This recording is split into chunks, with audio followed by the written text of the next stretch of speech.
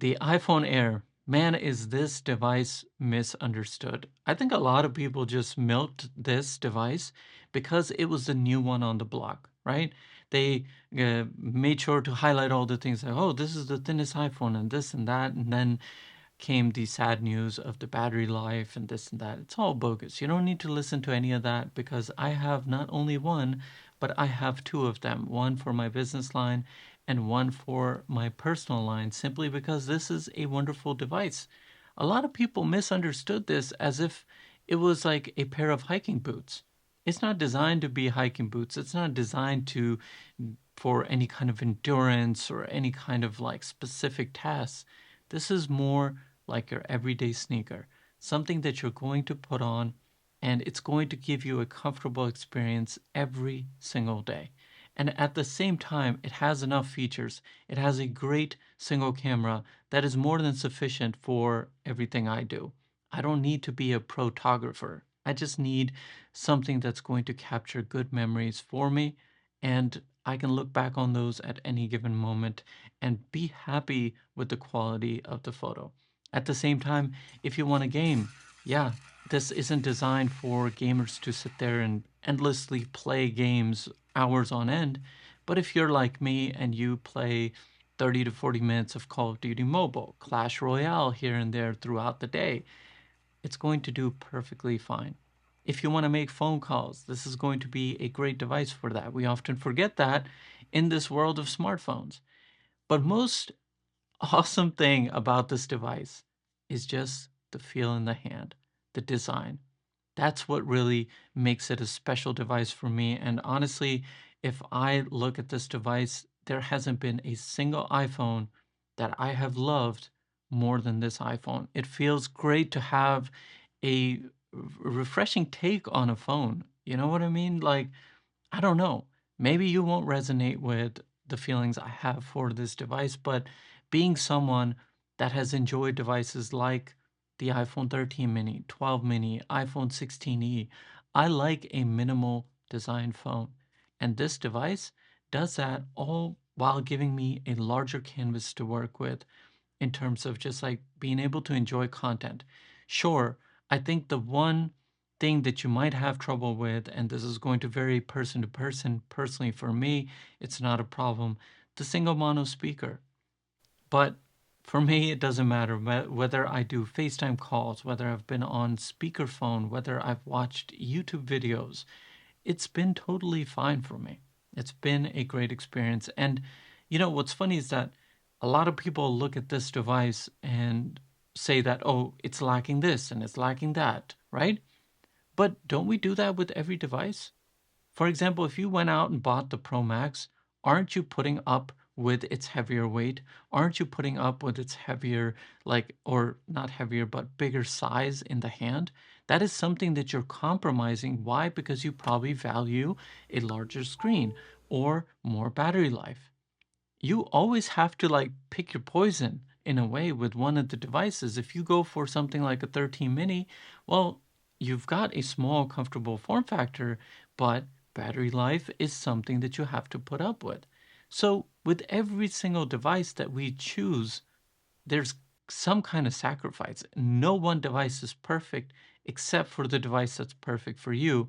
And this device is so perfect for me that I also got it for my business line. And the reason I did this actually is because I wanted to split up my devices. I was having everything converged into one device to where it's like I've got photos from business stuff in here, I've got photos from personal stuff in here. So I wanted to just separate the two. And the nice thing about having the iPhone Air is just that larger screen, but without all the heft. So it made for a great business phone as well. And so I spend time part of my days on here and part of my days on here. And I'm really trying to detach from my phone actually. I've gotten down to some days to 2 hours of screen on time because I'm like, for my personal device, I'm really forcing myself to use the Apple Watch more. I have a couple videos on this that I will link down below that you can check out. I think unfortunately, a lot of people are going to miss out on this great device. I'll give you one personal example. One of my friends, He was really unsure about the iPhone Air. And as I switched to the other phones that I had to review, I always switched to them for like the entire week. And I just kind of gauge like how that phone compares to this phone and whatnot, right? I told my friend, I was like, look, man, I'll give you my iPhone Air for the week. You use this for a week, and I promise you, you're not going to be able to go to anything else. And his like debate came to an end simply because I gave him this phone, I allowed him to use it, and once he got to experience this, he was coming from a 13 Pro Max. He switched over. He's like, hey, man, thank you so much. Like, I just wanted a more comfortable device, a single good camera, and good battery life. And that is probably the one thing that really destroyed this phone is the fact that people were reviewing it too quickly. Nobody's lived with this phone. I've been living with this since launch. This is my main device. I have, I think, like 117 or 18 charge cycles on this one. And I believe on the business line, I have about 45 because I got this later, like I think in November, I believe. I don't know. I might be wrong. It might be end of October or something. But I have less charge cycles on here. One, because I use this less frequently. And two, I got it at a later time. But 4 months I've spent with this. I gave this enough time to adapt to my needs, to adapt to the way I use this phone. And I'm easily able to get 6 to 7 hours of screen on time. I mean, is that bad? Like, what I didn't understand about people bashing this battery is the fact that same people that were telling you that the 16 Pro had great battery life or it lasted them the whole day, well, this keeps up with that. So the same people telling you that, if now they're telling you that this doesn't have good battery life, well, something's not adding up, right? And trust me when I say, look, if you go back into all of my iPhone videos from the time that these new phones launched, I think I have two sponsored ad segments because that's how I do things on this channel. I keep it real with my audience. That's what I value. I only bring advertisers on here that I know have good product and allow me to be free. And so when I give you this information or any information on the 17 Pro or the 17 Pro Max, it's just like my thoughts. I want to give you all the information so you can make an informed decision. It doesn't make a difference to me whether you pick an iPhone Air or a 17 or a 17 Pro Max. You are paying for it, but it just makes me satisfied that one of my videos can help kind of point you in the right direction. And with this phone, I have done my best. I have an entire playlist on here, and I also have different playlists for all the other models. So you can like really go in there, look at the videos, and make an informed decision.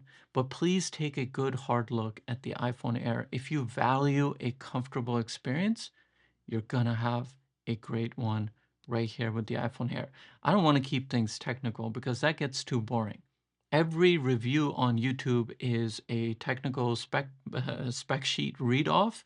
Then there's a sponsored ad segment, and then there's a few thoughts, and everybody calls it a day.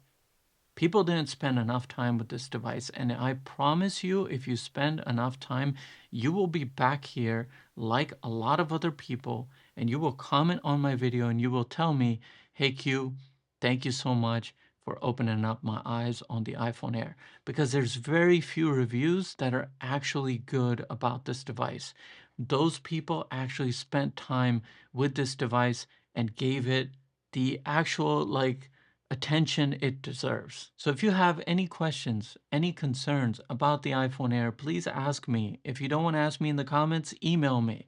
And I will do my best to help guide you in the right direction and help you make a decision whether or not this is the right iPhone for you.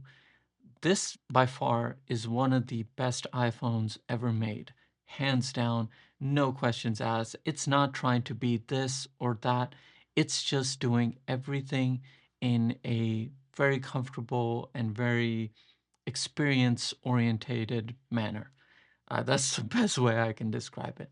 I hope you found some value here, and if you did, please give me a thumbs up so more people can find this video. Again, comment down below with anything that you'd like to say, and most importantly, just take care of yourself, and I will see you in the next video.